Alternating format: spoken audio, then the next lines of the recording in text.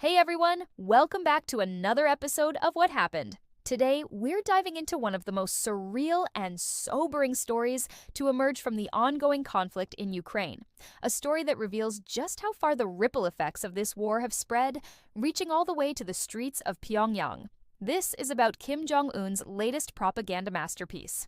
A brand new housing development specifically built for the families of North Korean soldiers who died fighting in a war thousands of miles from home.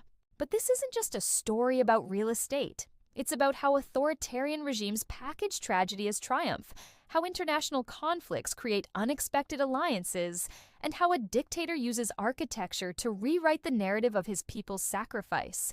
So buckle up, because what happened in North Korea on February 16, 2026, tells us everything we need to know about how Kim Jong Un is selling his country's involvement in Ukraine to his own people. To understand the full significance of what Kim Jong Un unveiled this week, we need to step back and look at one of the most shocking developments of the Ukraine war: North Korea's decision to send thousands of soldiers to fight alongside Russian forces. This wasn't supposed to happen. When Russia invaded Ukraine in February 2022, nobody predicted that North Korean troops would end up in Ukrainian trenches, fighting and dying in a European war thousands of miles from home. Under a mutual defense pact with Putin, North Korea deployed approximately 11,000 to 14,000 elite soldiers to support Russia's war effort in 2024. The results have been devastating. South Korean intelligence estimates that more than 6,000 North Korean soldiers have been killed or wounded, potentially half of all deployed forces becoming casualties in what is, for them, essentially a foreign war. Think about that for a moment. These are young men who grew up in one of the most isolated countries on Earth, trained to fight South Korea or the United States, but instead found themselves dying in Ukrainian fields fighting a war most North Koreans probably couldn't locate on a map. For Kim Jong Un, this presented a unique challenge. How do you sell massive casualties in a foreign war to a population that you've spent decades convincing that every sacrifice they make is for the defense of the homeland? How do you frame the deaths of thousands of elite soldiers as somehow beneficial to North Korea? Enter Saeppyol Street.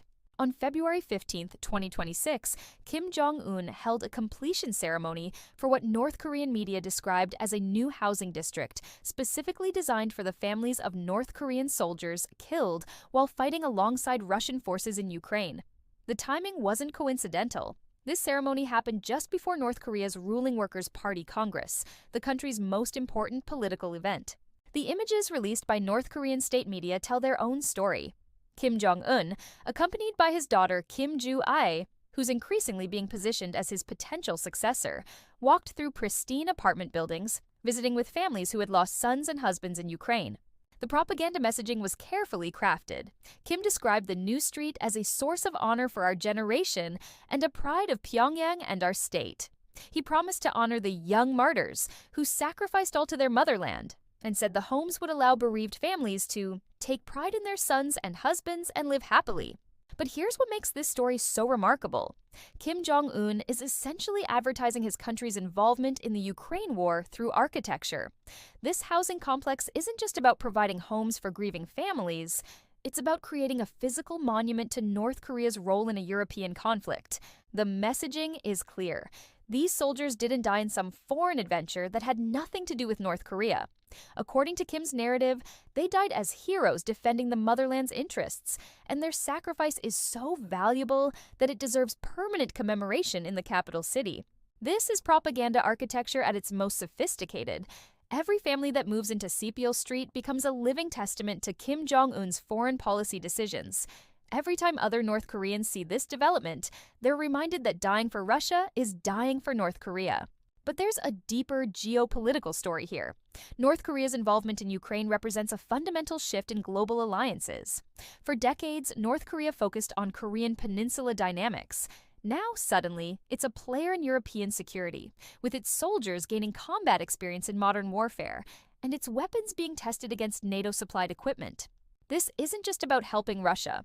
It's about North Korea positioning itself as a serious military ally for authoritarian regimes worldwide. In exchange for troops and weapons, Russia provides North Korea with cash, advanced military technology, food, and energy supplies. South Korean officials warn that North Korean forces are gaining valuable combat experience and Russian technical assistance that could improve their weapon systems. This isn't just about Ukraine. It's about North Korea using the war to become a more capable military threat closer to home. The human cost is staggering. 6,000 casualties represents thousands of families who lost sons, husbands, and fathers to a conflict most North Koreans don't understand. But Kim Jong Un's propaganda machine shows its sophistication here. By building a housing complex specifically for these families, he's transforming their grief into a source of pride and national identity. The families in Saeppyol Street aren't just war widows and orphans, they're honored citizens whose sacrifice has earned them special status. This propaganda architecture has historical precedents. The Soviet Union built similar complexes for Afghanistan war families. China has Korean War memorials. But there's something uniquely modern about using ongoing war casualties to build permanent infrastructure. The timing is significant. The housing complex was completed just before the Workers' Party Congress, where Kim will outline his 5-year policy goals. By showcasing this development beforehand, he's signaling that North Korea's international military involvement is key to his future agenda. But there are also signs that this policy might be creating tensions within North Korean society. South Korean intelligence has reported that North Korea has had to step up internal propaganda efforts to maintain public support for the Ukraine deployment. The fact that Kim felt the need to build such a prominent memorial suggests that managing public opinion about the war casualties has become a priority. The presence of Kim Jong Un at the ceremony is also worth noting. By having his daughter participate in honoring war casualties, Kim is both humanizing the propaganda event and positioning her as someone who understands the sacrifices required for North Korea's international ambitions. This could be preparation for her eventual succession. If Kim Jong Un is going to inherit a North Korea that's actively involved in global conflicts, she needs to be seen as someone who respects and honors military sacrifice. The broader implications extend far beyond North Korea. A housing development in Pyongyang commemorating casualties in a European war shows how interconnected global conflicts have become. The Ukraine war started between Russia and Ukraine, but now involves North Korean soldiers, Iranian drones, Chinese components, and weapons from dozens of countries. For the families moving into Saeppyol Street, reality is more complicated than the official narrative. They've lost loved ones in a war unrelated to North Korean security, but they're receiving housing in Pyongyang, a significant privilege. Their loss has been transformed into social advancement, which is both cruel irony and sophisticated social control. Looking ahead, the completion of Saeppyol Street raises troubling questions.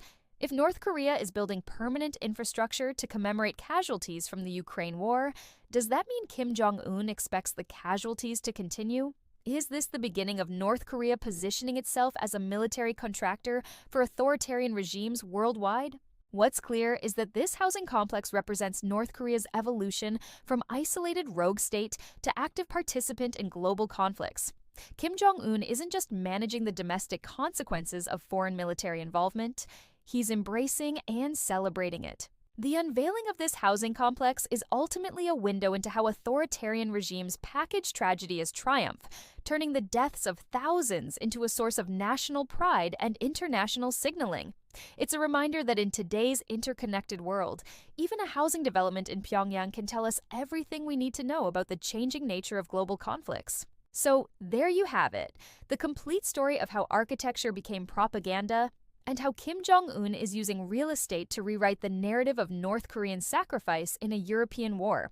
It's a sobering reminder that the true costs of international conflicts are often measured not just in battlefield casualties, but in the lives forever changed by decisions made in distant capitals. What do you think about Kim Jong Un's approach to managing the domestic consequences of North Korea's involvement in Ukraine? Do you think building a memorial housing complex is an effective propaganda strategy, or does it reveal weaknesses in his position? And what does this tell us about North Korea's future role in global conflicts? Let me know your thoughts in the comments below.